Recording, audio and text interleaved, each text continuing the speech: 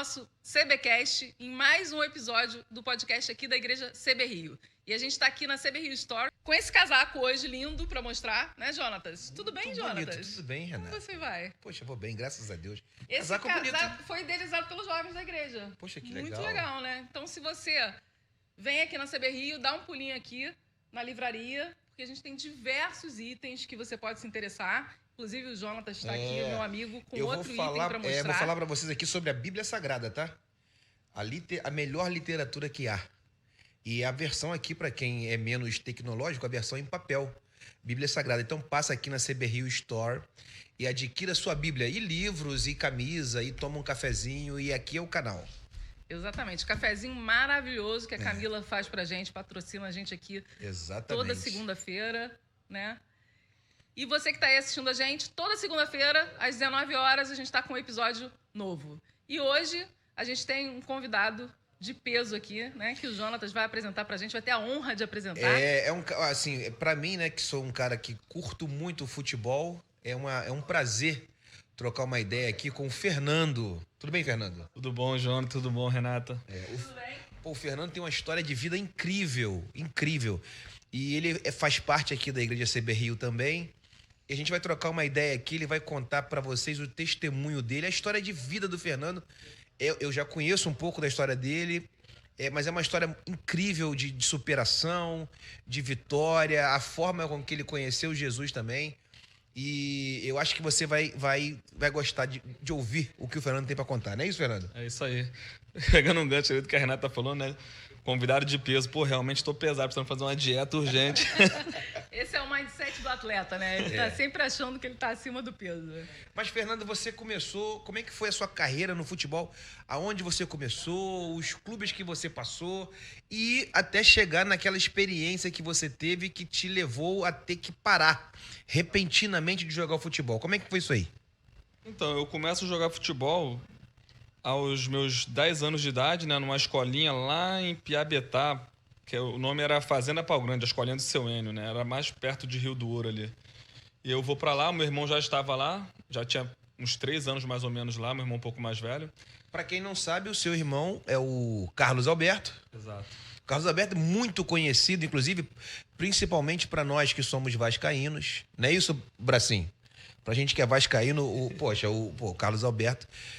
Pô, tá maluco. Ele jogou muito futebol, Carlos Alberto. Tá? Mas acho que foi bem, é verdade. Procure saber. Hoje, eu também sou vascaíno. Aí. Tá vendo? Tá vendo aí? Mas prossiga. Então, o meu irmão Carlos Alberto, ele teve uma passagem muito boa no Vasco, né? O time que ele jogou por mais tempo. E foi, como o Bracinho falou, né? Foi campeão da Série B pelo Vasco. Foi a única vez que o Vasco subiu campeão. Das vezes que foi rebaixado, né? Então, meu irmão já estava nessa escolinha lá do Seu Enio. E eu chego na escolinha, assim, uma coisa assim muito repentina, assim. Cheguei lá, eu comecei a jogar futebol, cara, porque meu pai chegava do trabalho, né? A gente morava em Bariê, Duque de Caxias, Baixada Fluminense. O último distrito de Caxias, que já é divisa com Magé, né? Que é em Bariê. Aí meu pai chegava do trabalho, meu irmão chegava do treino. E eu e minha mãe tinha que servir os dois. Aí eu falei assim, cara... Quero ter essas regalias também, não quero jogar futebol também, porque eu não vou ficar em casa servindo todo mundo, tendo que limpar a casa, nenhum demérito, mas assim, pô, meu pai, eu servia ele, servia meu irmão, eu falei, vou jogar futebol, pai, compra uma chuteira pra mim que quero jogar bola. Aí eu chego lá nessa escolinha, meu irmão já tava lá. Qual a diferença de idade de você? 1 ano e 5 meses, 1 ano e 6 meses. Ah, sim. É bem próximo, meu irmão é de dezembro de 84, eu sou de maio de 86. Aí eu chego nessa escolinha, cara, eu fiquei 1 ano na escolinha. E... Teve um jogo, eu comecei a jogar, né, lá nessa escolinha e tal, e eu era maior do que os meninos da minha idade, e eu comecei a jogar na categoria do meu irmão. E nessa categoria, tipo assim, os moleques eram mais fortes, eram maiores, tinham mais malandragem, porque, pô, 2 anos de diferença, né, de 84, eu sou de 86. Mas então eu me destacava, eu ia bem. Aí teve um jogo da categoria do meu irmão contra o Fluminense. Aí o professor Jorge falou assim, Fernando, tu não vai jogar esse jogo, porque eu tô vendo aqui o time dos caras é muito maior que o nosso, então é arriscado tu se machucar, tu é criança perto deles, pô. Então, beleza. Eu falei, tá bom. Ele falou assim, mas fica tranquilo que na semana que vem vai ter um jogo da categoria que você é hoje. Você tá jogando aqui na de cima, mas vai ter um jogo da sua categoria semana que vem contra o Fluminense. Aí eu falei, beleza. Aí meu irmão jogou, aí foi selecionado pelo Fluminense, né, pra poder estar lá em avaliação no grupo, né. Foi ele, o Moacir, o Robson e o Rangel, que era um zagueiro, né? Aí na outra semana eu fui, fiz um jogo contra o Fluminense também, pô, joguei bem, também me destaquei e fui chamado também para poder fazer a avaliação no grupo. Aí eu me lembro que cheguei no Fluminense em 99? 2000, cheguei no Fluminense em 2000 e o primeiro treino foi uma corrida, aquele corridão em volta do campo, só foi isso. Aí no segundo treino foi um treino com bola. E depois desse segundo treino já falaram, traz sua documentação que a gente vai te escrever aqui no Fluminense, vai ser federado. O seu irmão já estava federado também? Ainda não. É mesmo? Tu foi... Eu me federei mais rápido que ele. Caramba, cara. Passou na frente. Passei na frente. Ele já estava lá, já tinha uma semana, um pouquinho, mais uns dias. E eu cheguei... É que assim, o pessoal vai achar, pô, o Fernando jogava pra cá. Pior que nem é isso, cara. É porque quanto mais novo, o funil é mais largo, então é mais fácil de entrar. Sim. O meu irmão já chegou na categoria acima, então é mais difícil. E o meu irmão ainda tem um agravante, ele é de dezembro. Então, quem nasce em janeiro para quem nasce em dezembro tem um ano de diferença. Isso aí. E nessa categoria, nessa faixa etária, assim, de 13, 14, 15, a força faz muita diferença. Chega uma hora que no profissional, chega no juvenil, na verdade, 17, então essa força não tem mais problema. Quem tem mais força, aí vai sobressair quem tem mais qualidade. Aí foi isso, cheguei no Fluminense, rapidamente me federei. Aí fiz a minha categoria de base toda no Fluminense, né? Mirim, infantil, juvenil, juniores e profissional. Hoje em dia tá sub-10, sub-11, sub-12, cada um joga na sua própria categoria. Na época de Mirim, não sei se tu lembra que quem jogava no Mirim era 12, 13, infantil 14, 15, e era obrigado, você passava um ano no banco, bem dizer. Quem subia, por exemplo, subia do Mirim pro infantil, ficava ali um ano, irmão, tinha que ser muito bom para ir pro banco. Então era um ano de, meu irmão, você ficar ali altos e baixos, só treinando, físico técnico, campo reduzido, então não jogava. Hoje em dia tá mais fácil, assim. Eu digo mais fácil pelo fato de cada um jogar na sua própria categoria. Se você tem 13, você vai jogar no 13. Se você tem 14, você vai jogar só com o pessoal do 14 anos. Né? Ainda tinha a questão, quando chegava nos juniores, eram 3 anos. Por exemplo, eu sou 8,6. Quando eu subi para os juniores, eu peguei 8,4, 8,5 e a minha faixa etária de 8,6. Ou seja, banco. Só que assim, eu me destacava bastante na base, eu já chegava jogando. Eu sempre... Não em todas as categorias, né? Mas no juvenil pra frente eu comecei a jogar todo ano. Mas infantil não joguei. Pô, infantil eu passei os 2 anos no banco, nem jogava, cara. Caramba. E eu tive problema de crescimento, dor no joelho, dor no calcanhar, então não consegui jogar. E assim, engraçado que na minha família eu fui o único que cresci realmente. Meu irmão tem 1,77 de altura. Meu pai deve ser menor, pô, com certeza é menor que o meu irmão, deve ter 1,72, 1,73. Minha mãe é baixinha. E eu fui o único lá de casa que cresci mesmo, tenho 1,84. São só vocês dois, você e o Carlos, né? Só nós dois, de irmãos. E aí pro profissional, você já foi pro Fluminense mesmo? Você começou? Eu subi no profissional do Fluminense em 2005, o treinador era o Abel Braga, ele me puxou pro elenco profissional.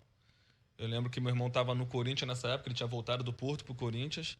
E eu, no meio do ano, o Abel, depois do estadual, ele me subiu, me promoveu.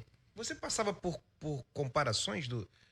O tempo inteiro. Né? Inclusive, os narradores, né, do jogo, Luiz Roberto, Kleber Machado, os caras, chamava, esse é o Fernando, é irmão do Carlos Alberto. Que isso, narrando narrando, o tempo inteiro era assim, cara. Eu tava no Flamengo, fazendo gol de pênalti na decisão.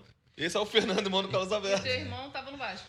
E meu irmão tava no Vasco, na decisão de pênalti. Só que nessa época ele não tava mais jogando no Vasco, né? Ele tinha sido emprestado pro Bahia, se eu não me engano. Porque ele tinha tido uma discussão com o Roberto Dinamite. Sim. Aí, pô, na decisão de pênalti mesmo, acho que Fernando Praz, o goleiro, eu faço o gol, aí os caras enfatizaram, esse aí é o Fernando, que é irmão do Carlos Alberto. Caramba. E assim, o tempo inteiro me comparavam, e assim, comparavam a nível de querer que eu jogasse, quando eu subo pro profissional do Fluminense, o pessoal queria que eu jogasse igual ao meu irmão. Só que assim, posições diferentes, meu irmão era meio atacante, habilidoso, extremamente habilidoso, eu nunca fui um jogador de habilidade, eu sempre fui mais de força, então eu era volante, eu desarmava, eu construía jogadas, chutava mais de longe, tinha mais força do que propriamente dita qualidade e habilidade que esses caras aí têm que fazer essa jogada mais plástica, eu nunca fui assim. E assim, quais os clubes aqui do Rio de Janeiro que você jogou? No Rio eu joguei no Fluminense, Flamengo, e mais pro final de carreira eu joguei aqui no Rio no Bom Sucesso e Volta Redonda. Fluminense e Flamengo, né? Uhum. Poderia não ter jogado no Flamengo. Seria uma benção na sua vida se não jogasse pelo Flamengo, foi um né? Deslize, né, da carreira, né? Mas Deus sabe todas as coisas. Mas aí você já jogou no Fluminense, Flamengo, aí depois Bom Sucesso? Não, depois do Flamengo ainda vou pro Barueri. Aí jogo no Barueri, saio do Barueri, venho pro Volta Redonda. Aí do Volta Redonda eu vou pra Moldávia. Quando falaram assim, eu tenho uma proposta pra Moldávia, eu falei, que time é esse? Não, Moldávia é o país. O país. Eu falei assim, cara, o que é Moldávia? Eu comecei a pesquisar no Google. Moldávia. Né? Moldávia fica... É divisa com a Ucrânia e com a Romênia. Aí um lado... O nome eu tava achando que era alguma coisa dos Emirados Árabes, e não é. Moldávia é leste europeu. Caramba. É o pior IDH do leste europeu. Caramba. É divisa com a Ucrânia ali e divisa com a Romênia. A capital é Chisinau. Lá na capital o pessoal fala romeno, alguns falam russo. Cara, bem difícil a situação lá, cara. A cidade que eu morava era bem ruim. Tanto é que os casamentos, as coisas, as festas, assim, ocorriam no clube, porque o clube era o melhor lugar da cidade que eu morava. Pô, tinha tanque de guerra, o pessoal fala que tinha mina ainda na rua, porque teve uma independência em 91. Bem Você sinistro. ficou quanto tempo nesse clube? Fiquei 1 ano lá. E como é que foi a adaptação? Cara, eu cheguei, na época tava calor ainda, graças a Deus. Eu acho que eu nem peguei a neve, eu saí antes da neve. Saí... Tava casado nessa época? Tava solteiro, tava divorciado, na verdade. Eu chego no clube, pô, tava calor, cara. Treinava só de colete, tava calor pra caramba, na época de verão. Aí depois foi começando a esfriar, tinha que treinar de calça, aí treinava com aqueles negócios pra tapar, ficava só o olho de fora, cara, que era um frio. Aí, uma semana depois que eu voltei pro Brasil, eu voltei por conta de uma pubalgia. Eu tive uma pubalgia crônica, cara, uma inflamação no pubis, doía muito. E o pessoal lá não sabia o que era isso. Tipo assim, o clube era muito bom, tinha vários campos, tinha, cara, 3 estádios. Tinha um estádio indoor, para quando viesse a neve. Tinha um estádio para jogar a Liga Nacional e o estádio para jogar a UEFA, Champions. Cara, e só que os caras, assim, a questão de medicina, treinamento, bem atrasados. O Brasil dá um banho. Isso no geral, avançou demais, né? Avançou. Essa questão de fisiologia... A medicina, a fisiologia, tudo evoluiu, cara. Hoje em dia, eu tava conversando com o Bracinho que, pô, o pessoal tem uma máquina que o jogador fica em pé atrás da máquina e os pontos mais vermelhos são os pontos que você vai ver assim, pô, esse cara pode ter uma lesão, então vamos segurar ele desse treino aqui, vamos poupar ele de um jogo. E na minha época, pô, não tinha essas coisas, né, meu irmão? Na minha época era infiltração no... Pô, eu tô falando da minha época que foi, pô, 2010, 2000... Pô, imagina na época do Zico, irmão, desses caras aí, cara. Os caras, pô, faziam infiltração, a operação ficava uma coisa absurda. E assim, a tecnologia evoluiu muito, a medicina, os treinamentos evoluíram, né? Hoje em dia não se faz mais treinamento tipo, tiro de 3.000 metros. Pô, cara, que loucura. Em qual momento do jogo o jogador vai dar um tiro de 100 metros, de 200 metros? Não existe isso. Não tem como. Não tem. Então, hoje em dia o treinamento tá bem fracionado. É campo reduzido, que é o que acontece no jogo. A pré-temporada hoje em dia é toda com bola, o trabalho tá 1000 vezes melhor. Então, O cuidado é personalizado. O cuidado agora tá- com o jogador. Né? isso faz com que o jogador tenha uma vida longa, pô, muito mais tempo, vai jogar muito mais tempo. Qual a sua idade hoje, Fernando? Eu tô com 38 anos.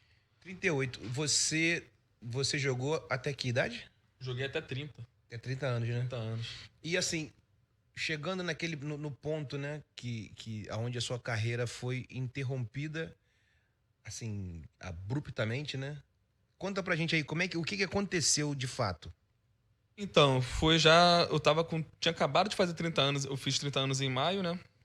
E um treinamento mais ou menos foi no mês de junho. Um treino de bola parada. Eu tava no Volta Redonda nessa época. Eu lembro que o final do treino, eu tava acima do peso um pouquinho, né? Como eu falei. Essa pergunta, Renato, sabe o que é um treinamento de bola parada? Treinamento de bola parada? É. A bola fica parada, eles ficam correndo atrás da bola. Sabe que eu tô sabendo de tudo de futebol aqui, né? É a minha expertise. O treinamento de bola parada são faltas, cruzamentos, Escanteios. e assim vai, entendeu? Faz todo sentido. É isso aí, treinamento de bola Mas parada. olha só, eu sou advogada.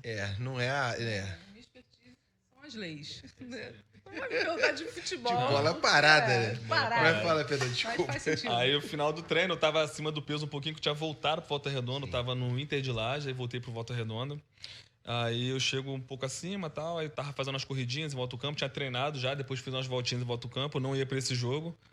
Aí o treinador chegou pra mim, o Felipe Surian, e falou, pô, ajuda a gente aqui na bola parada, que você é bom. E assim, era ofensivo, né? Eu sempre gostei de cabecear, eu sempre fui um bom cabeceador. Aí o Glaubinho canhoto, bateu do lado de cá, né? Então, pra aquela batida aberta, né? Aí eu ficava posicionado mais ou menos na meia-lua ali, na risca da meia-lua, pra atacar a bola. Aí o Glaubinho bateu mais ou menos na marca do pênalti, eu vim correndo, dei uma cabeçada na bola, mas foi muito forte. Só que eu não contava com o braço do zagueiro, né? Que é até meu amigo, não foi por querer, ele só subiu pra se proteger. E eu cabeceei a bola e o cotovelo dele pegou no meu pescoço. Aí deu aquele efeito chicote. Que aí foi onde fez um corte na minha artéria, fez a dissecção. E aí eu comecei a ter os episódios de AVC. Foi um atrás do outro. Você já caiu ali, imobilizado? Não, naquele momento eu caí... Cara, eu me lembro até hoje, Jonathan, foi... Sabe quando escurece, dá aquele teto preto? Deu um teto preto, assim, e muita dor no pescoço, cara. Mas era uma dor, assim, tipo... Sabe torcicolo? Sim. Parece que o pescoço já ficou duro. Eu fiquei assim, caraca, que dor, que dor, que dor. Uma dor absurda. Aí eu saí do treino. Já foi voltando, né? Foi clareando, foi aparecendo novamente a vista. A visão foi recuperando. E saí do treino, botei um gelo no pescoço. Aí, beleza. Dia seguinte, eu com aquela dor ainda, aquela dor bem forte, tipo do torcicolo mesmo. E assim, eu sempre, como eu falei, né? Meu futebol sempre foi de força. Cara, eu tava desequilibrando, eu tava andando, parecia que tirava o chão, eu dava uma tropeçada, dava uma... Aí eu comecei a sentir, sabe quando você tá gripado, que você balança a cabeça, tu sente que tá vindo aquela secreção e tal? Eu fazia assim, eu sentia alguma coisa se mexendo dentro da minha cabeça, só que não era na frente, era na parte de trás. Aí eu falei assim, caraca, tem alguma coisa errada. Eu ficava assim, eu sentia que tava mexendo. No dia seguinte ou dia seguinte? Já no dia seguinte. Um dia depois, 2 dias depois, 3 dias depois. No primeiro momento você não percebeu que era grave, né? Não percebi. Até porque jogador de futebol, cara, infelizmente o futebol tem contato físico toda hora, né? Felizmente, sei lá, é um esporte de contato físico. Então você toda hora toma pancada, você toda hora toma uma trombada, cai. Então o jogador de futebol tá acostumado. Não, bate o pé, vambora, não foi nada. Vamos pra outra. Então, o médico já saiu dali, continuei treinando. Não, nesse dia não. Saí no dia seguinte. Aí no dia seguinte fui fazer aquela escadinha de coordenação, sabe, de aquecimento. Cara, eu juro, eu tropeçava assim. A escada é reta, não tem nada. Parecia que eu tava subindo um degrau. Eu ficava assim, caraca, tá falhando minha perna, tem uma coisa estranha. Aí eu saí desse treino, depois terminei o treino, fui falar com o médico. Falei, doutor, tem alguma coisa errada comigo, cara. Depois daquela trombada lá com o dei com o Luan, aquela pancada no pescoço, eu tô sentindo que eu tô desequilibrando muito, eu tô sentindo que tem alguma coisa na minha cabeça, balança que eu sinto que tem algum líquido. Ele, não é nada não, fica tranquilo. Aí num belo dia... Não te examinou. Não me examinou, fez nada. Aí num belo dia, a gente foi treinar em Pinheiral, que é próximo ali de Volta Redonda, que tinha um centro de treinamento lá, João Avelange, eu acho, CT João Avelange, alguma coisa assim. Aí teve coletiva pronto pra jogar, a gente tava jogando a Série D. A gente foi campeão da Série D e foi pra C. Aí no coletivo pronto eu treinei a primeira parte bem pra caramba. Aí na segunda parte, lembra aquele teto preto que eu falei? Eu tive de novo aquela sensação, escureceu. Eu falei, caraca, no meio do treino. Eu sentei no chão assim, falei, o treinador chegou, o que houve? Eu falei, cara, escureceu tudo de novo. Ele, não, já tá no final do treino, vai lá, toma um banho, descansa. Aí saí, fui pro vestiário, tomei um banho, falei com o fisioterapeuta de novo, ele botou gelo no meu pescoço, fiquei botando gelo. Aí saí, voltamos pro CT, né, que é no alojamento. Aí no alojamento o pessoal foi pro jantar. Cara, eu não consegui jantar, porque era muita dor, porque eu tava no pescoço. Fiquei com muita dor. Aí eu tomei um remédio pra dor de cabeça e dormi. Aí dormi e acordei por volta de umas 7h40, 8 horas da noite. Aí tinha um mercado próximo lá da sede do Volta Redonda. Eu fui lá no mercado comprar barra de cereal, iogurte, coisas assim, pra poder... Até porque eu tava acima do peso, não podia comer besteira, né? Aí fui lá, comprei as coisas. Cara, no que eu tô voltando, chegando próximo do clube já, eu caio no chão. Caio, mas assim, era como se eu estivesse tendo um ataque epilético, uma convulsão. Eu me tremia, não conseguia focar minha vista, tipo assim, eu não tinha um foco, não conseguia olhar pra alguma coisa fixa. Você tava sozinho? Sozinho. Meu Deus. Sozinho. Eram mais 8 horas, Tá bem. 8h10, por aí. E assim, na época eu tinha um cabelão, né, eu sou todo tatuado, tinha um cabelão, aí eu tava com uma calça que tinha um bolso que fechava, né? Aí eu fechei meu telefone, minha carteira pra não perder, né? Aí fiquei ali no chão, cara. E detalhe, as pessoas passavam por mim. Ninguém queria saber. Ninguém me acudia. Assim, eu pensava, pô, meu irmão, será que ele tá inventando? Ou será que é um drogado que tá aí no chão? Sim. O pessoal passava, fazia pouco caso. Eu, cara, fiquei ali no chão bastante tempo, cara. Eu lembro que eu não conseguia sentar assim, sem botar as mãos. Eu tinha que ficar com a mão assim. Eu me apoiei no muro, fiquei assim. Falei, cara, eu preciso voltar a me equilibrar, eu preciso focar a minha vista. Minha vista, cara, sabe aquele quadro que é preto e branco que fica girando pra você ficar tonto? Sim. Parecia que eu tava olhando para aquilo. Eu não conseguia focar em nada. Aí eu foquei num ponto fixo, eu fiquei assim, cara, eu tenho que recuperar minha vista. E enquanto eu não conseguia focar, eu não conseguia ficar em pé. E não te bateu um desespero, não? Cara, juro, peguei o telefone para ligar. Aí eu falei, vou ligar para alguém. Só branco, eu não conseguia enxergar, velho. Tudo branco. Tipo assim, vou ligar para alguém, chamada de emergência. Eu não conseguia ver os contatos, tava tudo branco. Eu falei, meu Deus, aí Beleza, saí dali.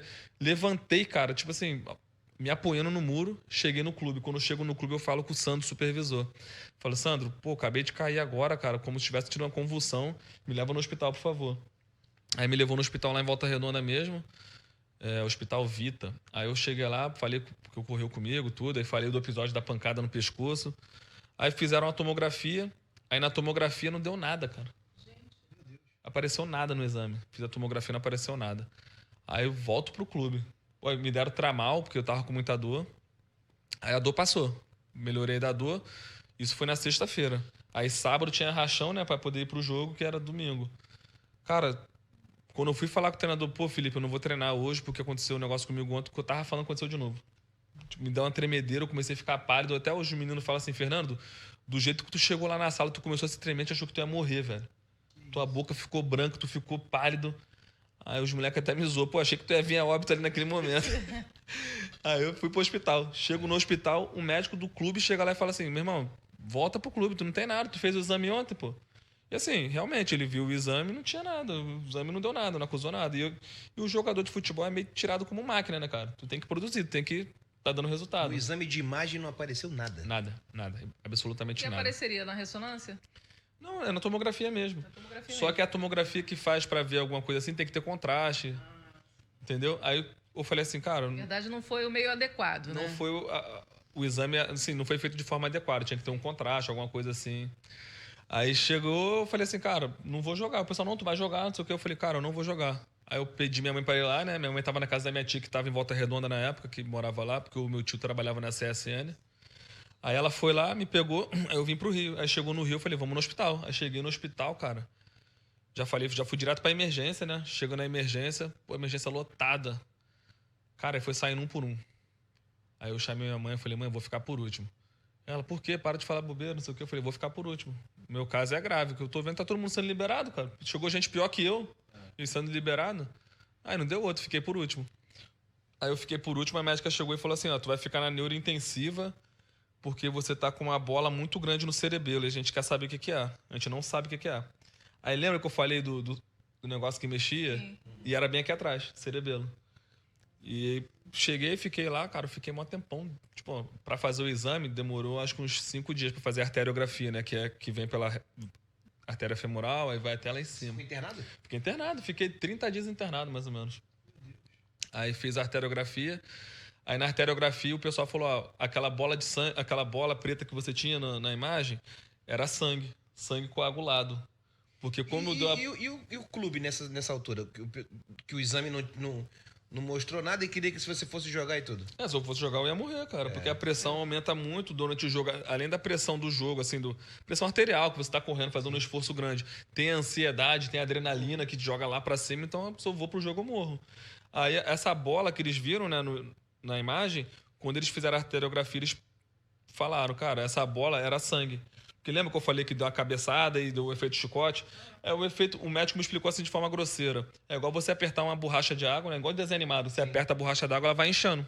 Isso. E quando deu a pancada, meio que pinçou minha artéria. Aí essa bola foi inchando, foi sangue. Foi inchando embaixo de onde foi o corte. Se essa bola ela espirra, era o AVC hemorrágico, que aí eu ia ficar todo empenado. Ou talvez não estaria nem aqui pra contar essa história hoje. Aí eu lembro que o médico chegou pra mim e falou assim, cara, tu tem muita sorte. E na época eu tava afastado de Jesus, cara. Aí eu falei, sorte não, eu tenho Deus na minha vida, tenho Jesus. E naquele momento eu encarei como assim, cara, Deus me deu uma chance, cara. Eu não posso jogar fora a minha vida mais. Eu não posso mais desperdiçar tempo sem estar nos pés do Senhor. Você ficou 30 dias no hospital e você, durante esse período, teve mais alguma crise no hospital, não? No hospital, não. Quando eu saio do hospital, eu começo a ter as convulsões, no caso, que são os AVCs, né? Que cada episódio desse de convulsão foi um AVC. E eu fui contabilizando. Falei, cara, eu tava com medo de ficar sozinho. Eu tava com medo de ficar em casa sozinho, porque eu falei assim, cara, eu vou ter um piripaque desse aí, não vai ter ninguém pra me acudir, eu vou morrer, velho. Que foi até quando eu tive o último episódio, que, cara, minha cara parecia uma geleia, ficou mole, assim, sabe? Quando você sente a boca tá mole, o olho meio caído. Eu me lembro até hoje que quem me socorreu foi um amigão meu, um irmão, Rafael. E ele meio que me pegou no colo pra botar no carro. Eu falei assim, Rafael, minha cara tá muito mole, minha boca tá muito torta, e eu falando embolado. Ele falou, não, tá tranquilo, Fernando, que isso, tá de boa. E eu doido pra olhar num espelho, alguma coisa, ele não deixava. Eu falei, não, você tá bem, cara, relaxa, tá tudo bem. Aí depois que aconteceu, ele falou comigo, irmão, tua cara tava derretida. Tu tava muito mal, meu irmão. Eu não conseguia ficar assim, sabe, com a cabeça reta. Eu ficava o tempo inteiro assim pra ver se aliviava a dor, tava com muita dor. Fernando, você acha que quando você teve aquele primeiro episódio da cotovelada, se ali tivessem te levado para o hospital, feito o exame correto, você acha que tinha sido menor esse impacto da tua enfermidade? Ah, com certeza, né? Que toda doença, toda enfermidade, se você descobre no início, você trata mais rápido. Então você previne algum dano maior, né? Se realmente naquele momento eu saísse dali, fosse pro hospital, fosse feito ali um check-up, né, para saber o que tinha acontecido. Mas nem eu achei que seria uma coisa tão grave também, ninguém imaginava, uma coisa assim, tipo, bem cotidiano mesmo. Futebol, você tem esse impacto todo momento, né? Mas independente, assim, obviamente, né, prezando pela sua saúde, seria importante o diagnóstico, assim, imediato, né? Mas independente disso, você acha que já não daria mais para prosseguir jogando bola? Então, quando eu vou pro hospital, que faço todos os procedimentos, coloquei um stent, cara, no mesmo momento quando fiz a arteriografia, coloquei o stent, tudo, o médico já falou, tu não pode mais jogar bola. O médico já falou pra mim que eu não poderia jogar naquele momento. Na hora, cara, eu fiquei assim, caraca, eu tô com 30 anos, velho. E é o que eu sei fazer da vida. Eu faço isso fiz essa vida inteira, desde os meus 10 anos. O que eu vou fazer agora? Só que depois eu, sabe, tem essa ansiedade, essa preocupação, esse medo. Só que depois eu glorifiquei a Deus. Falei, cara, eu tô bem, eu tô sem sequela nenhuma, eu tô zerado. Pra quem eu falo que eu tive um AVC hoje em dia, o pessoal fala, pô, tá de brincadeira. Tu tá falando, pô, fala sério, pô.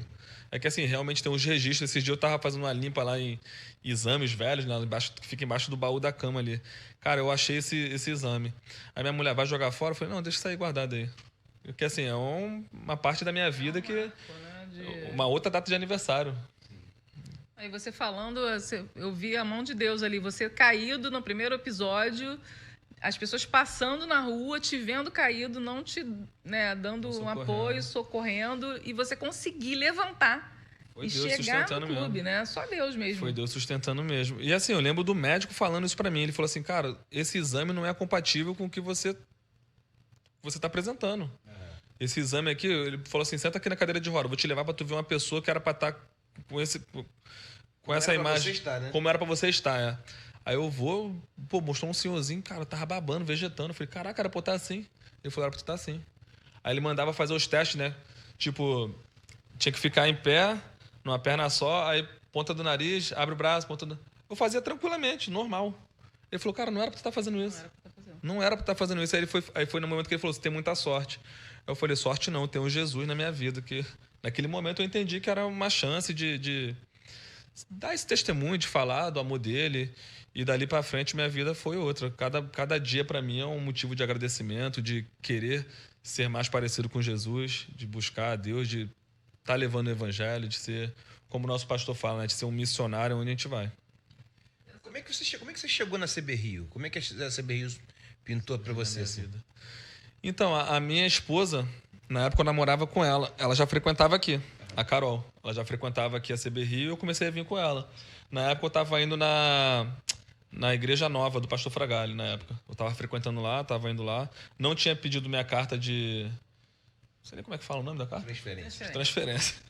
A carta de transferência eu não tinha pedido, porque eu era membro de uma igreja de Imbariê, cara. Sim. Assembleia de Deus, Ministério Colheita de Deus, Pastor Nelson.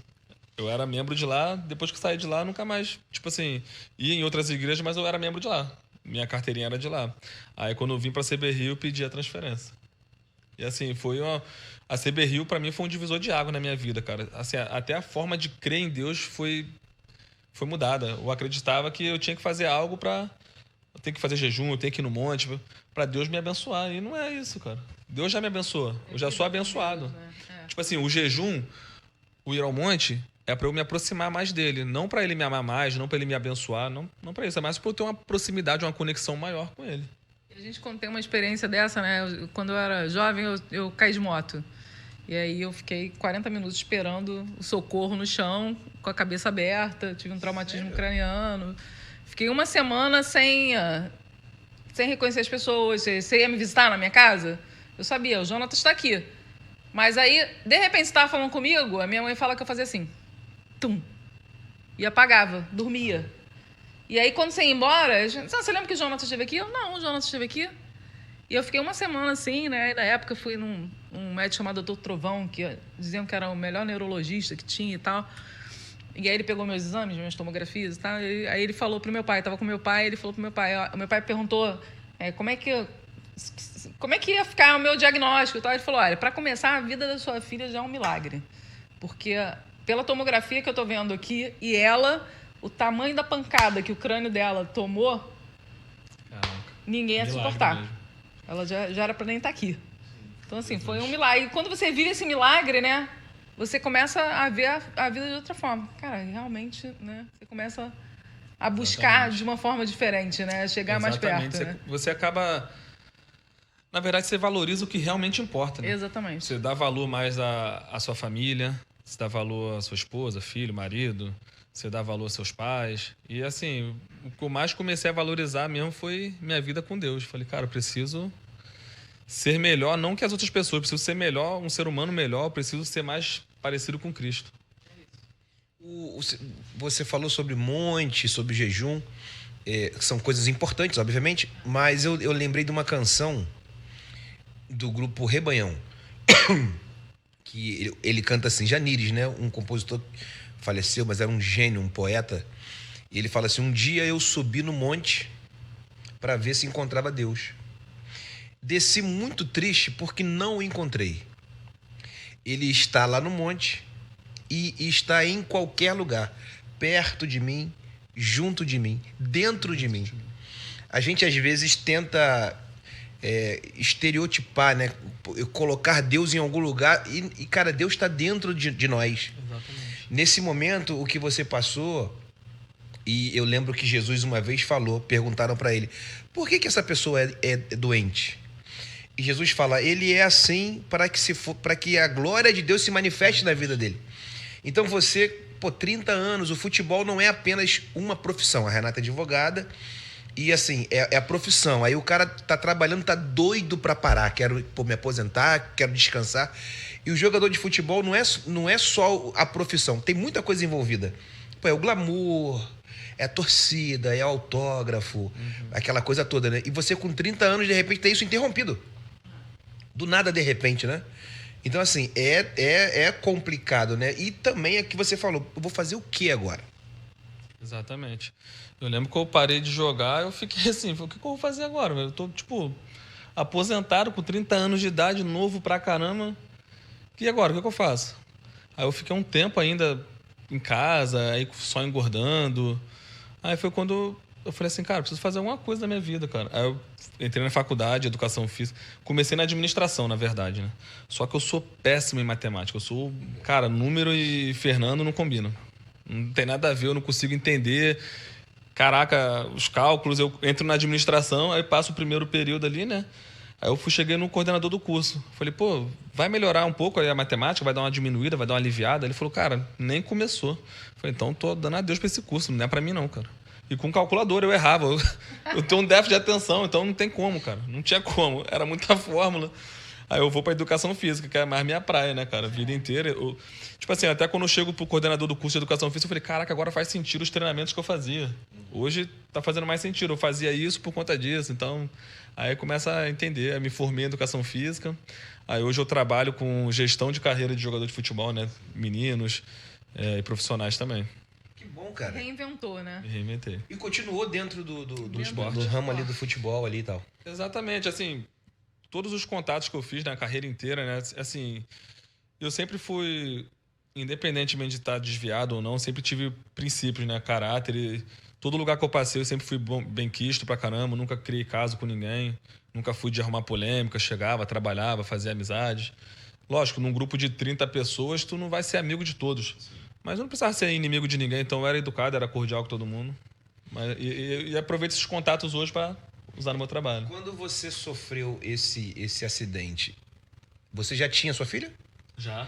Já, né? Minha filha já tinha, ela já foi em 2016, minha filha já estava, fazia as contas, vamos lá, 10, 11, 12, Fernando e os números. 16. Minha filha já tinha 7 anos. Ela era de 2009. E assim, ela morava com a mãe dela, né? No Rio Grande do Sul. Aí quando eu tive esse problema, passou até uma reportagem e tudo, ela viu, ela ficou desesperada. Pai, tá tudo bem, que não sei o quê. Aí hoje... Desculpa. Pode falar. Você teve quantos AVCs? 7 AVCs isquêmicos. E em quanto tempo? Acho que foi num prazo aí de 3 meses, mais ou menos. Eu me lembro que eu coloquei o stent, né, a válvulazinha para poder religar a artéria. Aí um certo dia eu tô em casa assim, aí eu falei com a minha mãe, tô tendo aquele negócio de novo, tá começando a me dar umas tremedeiras. Ela, caramba, sério? Eu falei, tô. Ela, vamos pro médico. Comecei a ficar tonto assim, correndo pro médico. Chego lá no doutor, lá no Hospital Vitória. Aí ele fez o exame, ele falou, cara, tem uma coisa para te dizer. Teu stent tá amassado. Aí eu falei, beleza, então é isso que tá acontecendo. Realmente eu tô sentindo uma tontura, eu tô começando a me dar umas tremedeiras de leve, assim, nada como era antes, mas tá tendo. Aí ele falou, então, vou te explicar de uma forma mais grosseira para você entender. Quando tu vai no dentista, ele nunca vai arrancar teu dente de primeira. Ele vai fazer uma obturação, vai fazer um canal, alguma coisa, para poder salvar seu dente. E foi o que eu fiz, cara. Tua artéria estava machucada, estava tentando se recuperar, estava soltando os coágulozinhos e estava dando esses episódios de AVCs. Eu tentei restaurar ela, botei o stent ali, religuei, ficou legal. Só que o pescoço é uma zona muito móvel, uma área muito móvel. Tu gira o pescoço para um lado, para o outro, para frente, para trás. E amassou. E corre o risco de eu botar outro e amassar de novo. Ele falou assim, o que eu posso fazer? Eu posso entupir a tua artéria, tipo, ela vai morrer dentro de você e a do outro lado, como o nosso corpo é inteligente, vai fazer o papel das duas. Cara, eu lembro disso até hoje. Ele foi lá, o doutor Eduardo, ele fez esse procedimento aí. Ele te explicou isso antes.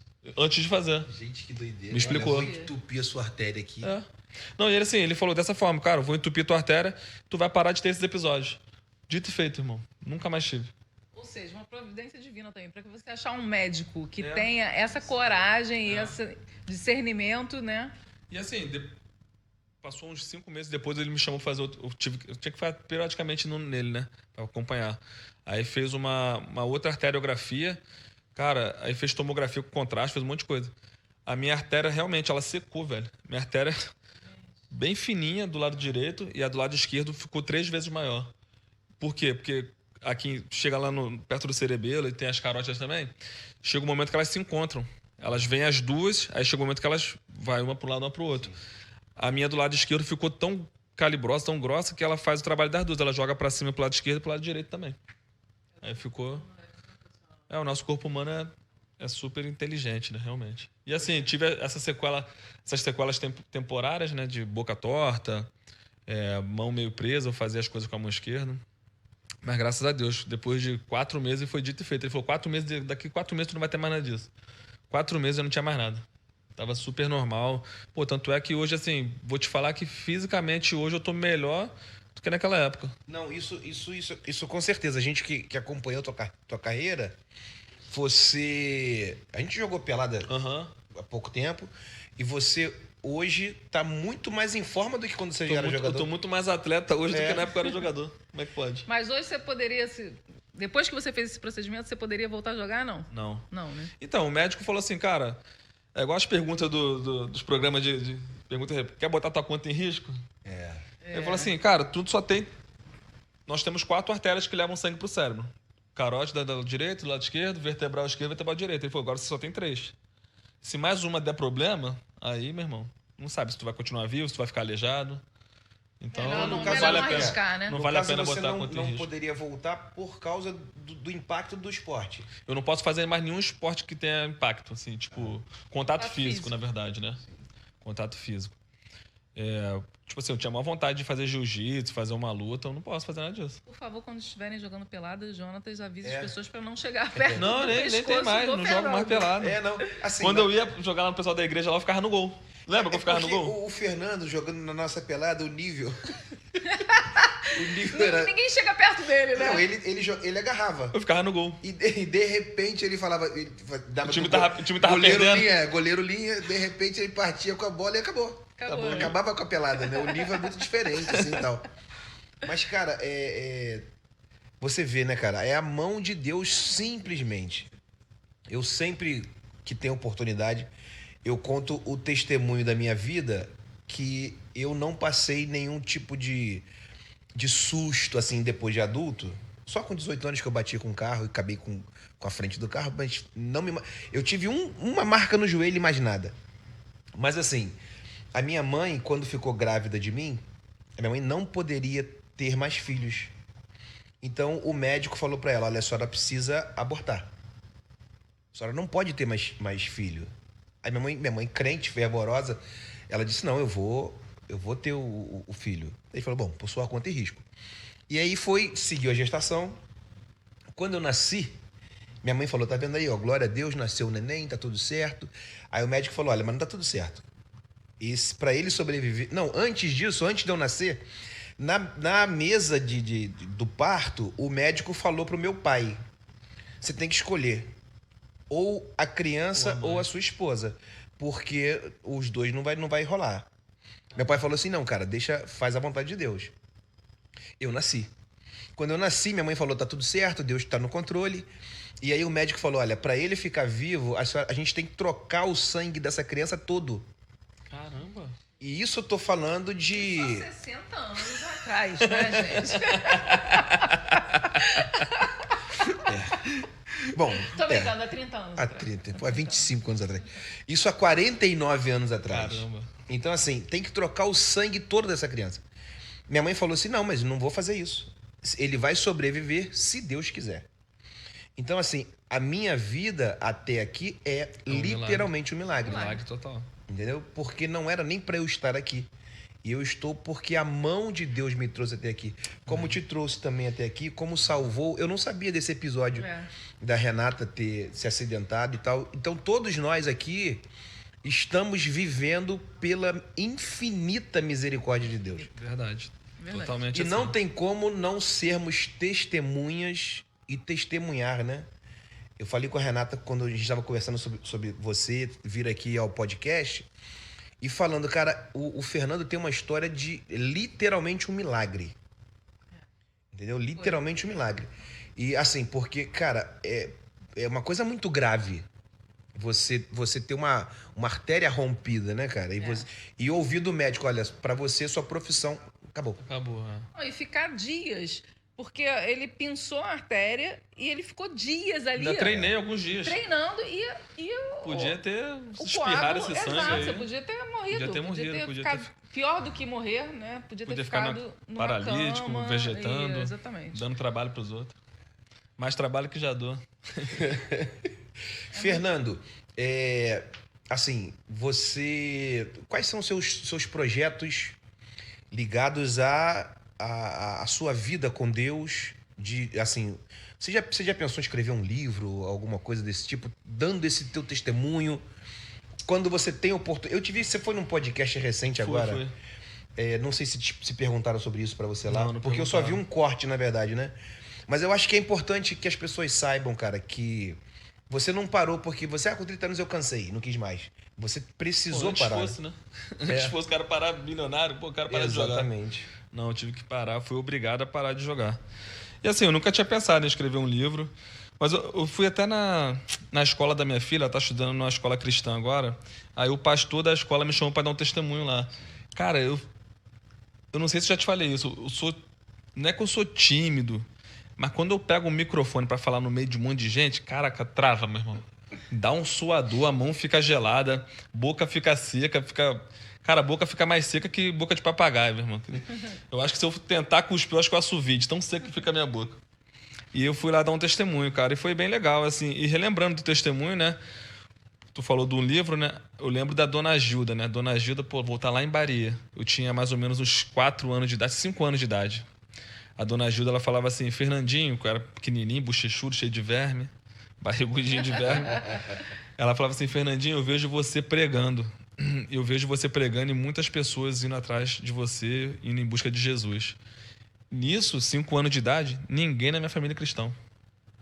Essa mulher, a Dona Gilda, ela era esposa do pastor Francisco. E sabe aquelas senhoras que têm visões, têm sonhos, têm revelação? Uhum. Ela falou isso pra mim. Cara, eu 5 anos de idade, ninguém na minha família é cristão. Meu pai, pô, gostava de samba, pagode, a gente acompanhava muitas vezes. E aí eu me lembro que tinha um ponto de pregação lá em Bahia, do lado da nossa casa, assim, no outro quarteirão, mas dava pra ouvir aquelas caixinhas de som, barulho, chiava pra caramba, né?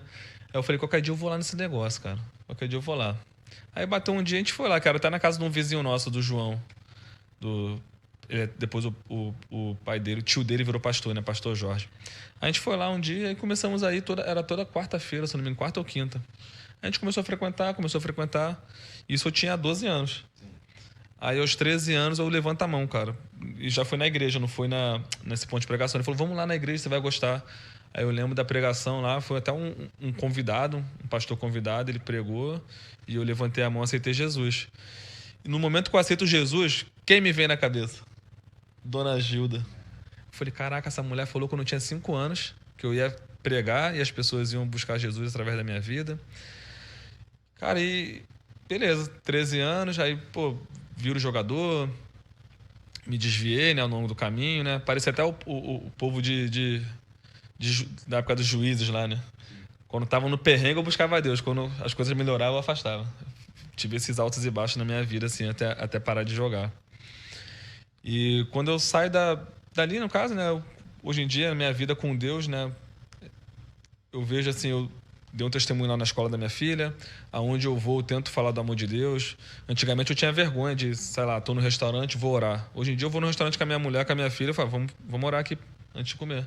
E ora em voz alta, né? Orar em silêncio não, orar em voz alta mesmo. Deus, obrigado por esse alimento. E as pessoas às vezes passam, o garçom passa, fica assim. E assim, hoje em dia, cara, literalmente, eu faço as palavras do apóstolo Paulo a minha. Viver é Cristo e morrer é lucro. Né? E assim, eu até brinco, eu dei um testemunho lá na célula nossa, lá no grupo, né? Que agora é grupo. Era grupo de conexão, agora é só grupo. Eu tô conduzindo um grupo lá em casa. E eu falo, cara, se eu tiver que me desviar novamente, eu falo para Deus, me leva. Prefiro morrer, cara. Porque viver sem estar com Deus hoje é pior que a morte. Viver sem Deus hoje, sem Jesus, é pior que a morte para mim. Então, e é isso, assim. Onde eu vou, eu tento falar do amor de Deus. Os filhos, né?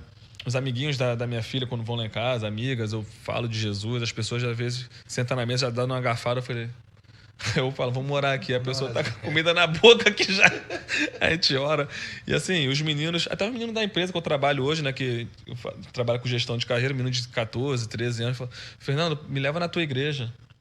Cara, e assim, eu tento viver de uma forma que as pessoas vejam Deus na minha vida, que as pessoas vejam Jesus na minha vida.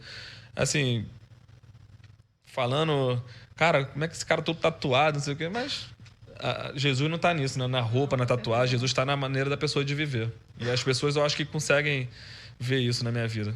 E a profecia já está se cumprindo, né? Porque você é um pastor de um pequeno grupo.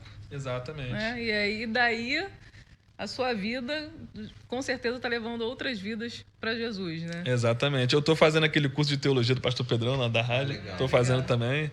Assim, tô com pouco tempo tô atrasado pra caramba, meu irmão, mas eu vou concluir, eu vou fazer. Assim, não porque eu quero ser um pastor, não. Longe, não quero mesmo ser pastor. Eu acho que é muita responsabilidade, eu acho que é... Fernando, não fale isso, porque normalmente as pessoas que falam eu não quero ser pastor... Aí vão se tornar pastor, são né? essas. O Pedrão falou isso comigo. Pegos no laço. O pastor Nélio falou isso comigo, o Wesley falou, Fernando, eu também não quero ser pastor, não. É um chamado.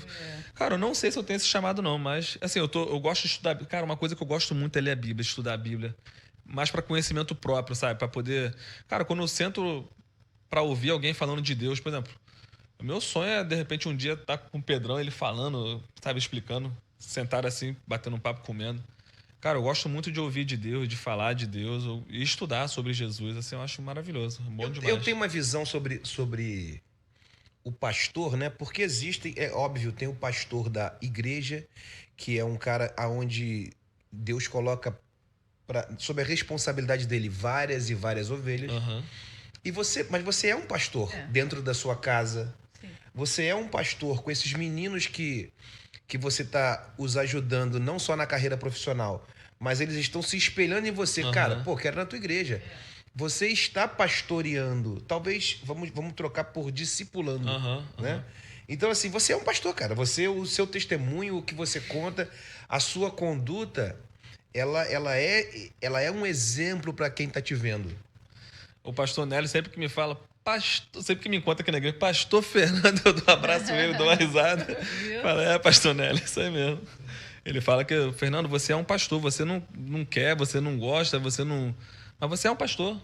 O cuidado que você tem com as pessoas, de tratar as pessoas, isso é um pastor, cara.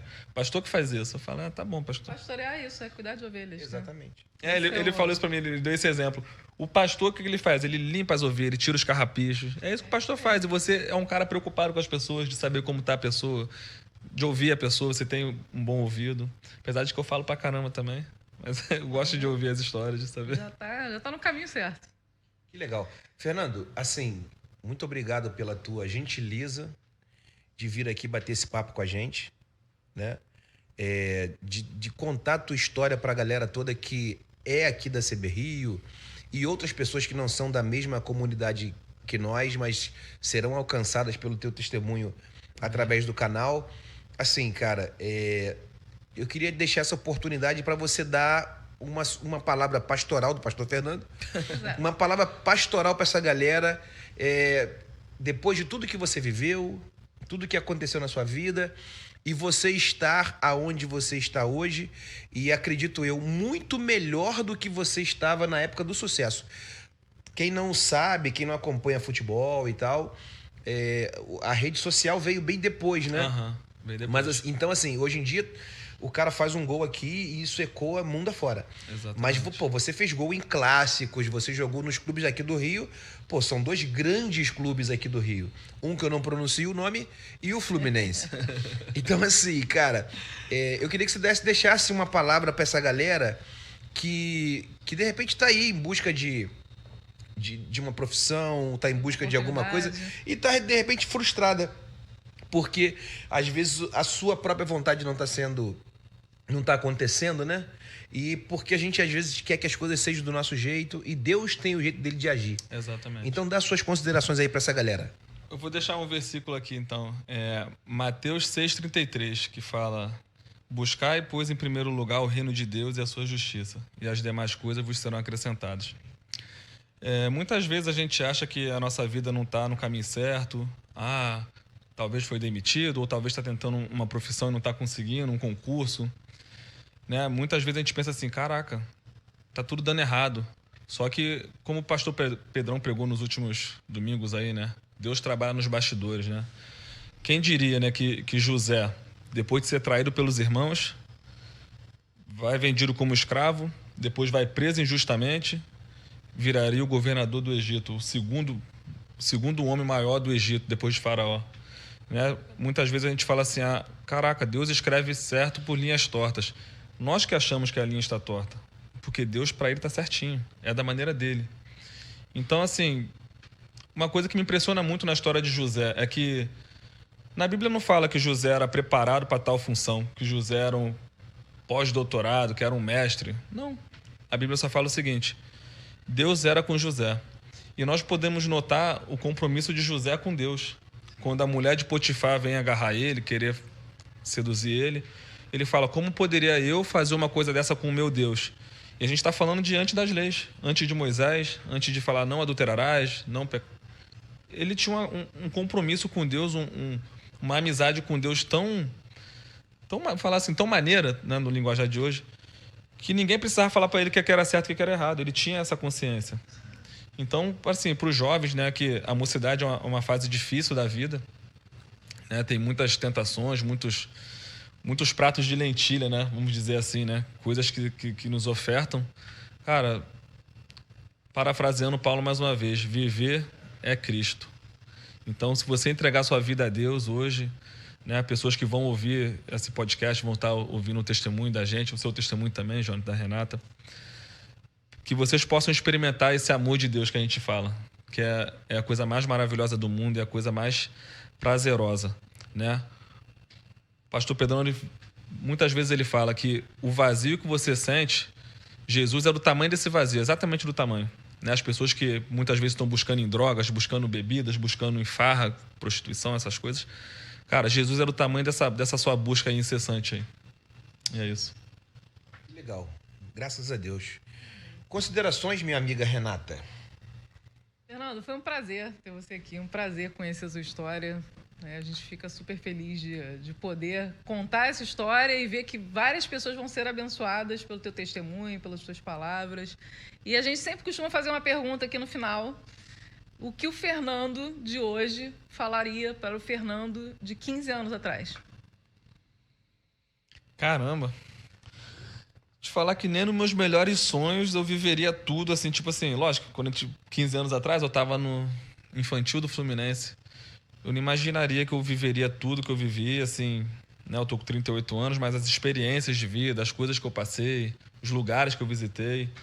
E hoje tá firme com o Senhor, buscando. Cara, eu acho que eu ia falar assim, cara, tu foi longe pra caramba, tu conseguiu. Sei lá, eu acho que falaria isso pra mim, né? Se eu fosse voltar no tempo, cara, tu tá no caminho certo, tu vai conseguir, tu conseguiu. É isso aí. Poxa, que legal. Muito bom, né? A gente ter essa visão, né? No passado, do nosso passado. Caramba, eu costumo brincar, né? Eu falo com a minha esposa.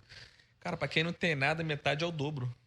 Pô, vim de Imbariê, meu irmão, não tinha nada. Verdade. Ou seja, eu conquistei bastante na minha vida. Eu olho pra trás com muita gratidão e gratidão a Deus, né?